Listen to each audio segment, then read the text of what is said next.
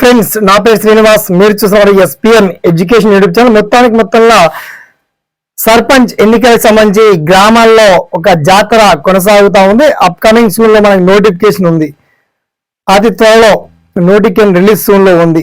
మరి అధికారంలో ఉన్నటువంటి పార్టీ కొన్ని వాగ్దానాలు, రుణమాఫీ కావచ్చు, గృహ నిర్మాణం కావచ్చు, రైతు బంధు, రైతు భరోసా స్కీములు కావచ్చు, కాస్త సక్సెస్ కాలేవు. మళ్ళీ ఇంటింటా సర్వే కొనసాగిస్తున్నారు.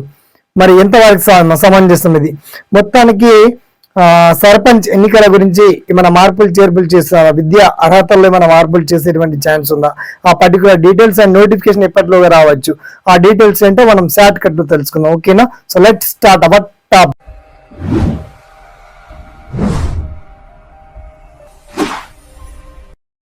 మొత్తానికి తెలంగాణ రాష్ట్రంలో కనీసం విద్యా అర్హతగా 10th క్లాస్ అయి ఉండాలి. విద్యా అర్హత మహిళలు కావచ్చు, పురుషులు కావచ్చు, minimum education knowledge 10th class ఉండాలని చెప్పేసి కండిషన్ పెట్టేటువంటి ఆలోచనలో ఈసీ ఉంది.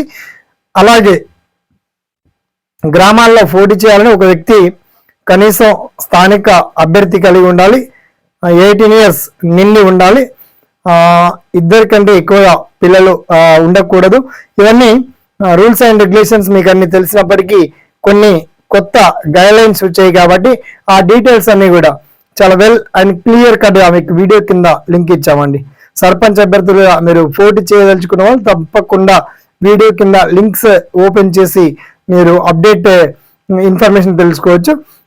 అండ్ నెక్స్ట్ మనకి నోటిఫికేషన్ ఎప్పటిలోకి రావచ్చు? డిసెంబర్ చివరి వారం లేదా జనవరి 1st week లో. మొత్తాన్ని సంక్రాంతి ఫెస్టివల్ కంటే ముందే మన తెలంగాణలో ఎలక్షన్స్, సర్పంచ్ ఎన్నికలు మాత్రం నిర్వహించడానికి ఎలక్షన్ కమిషన్ కూడా సర్వం సిద్ధంగా ఉంది. ఓకేనా? దీనికి సంబంధించి మీకు వచ్చినటువంటి డౌట్స్, సలహాలు, సందేహాలను తెలియజేయండి. ఓకేనా? సదా మీ సేవలో ఈ SPN education YouTube channel. Thanks for watching. జై హింద్.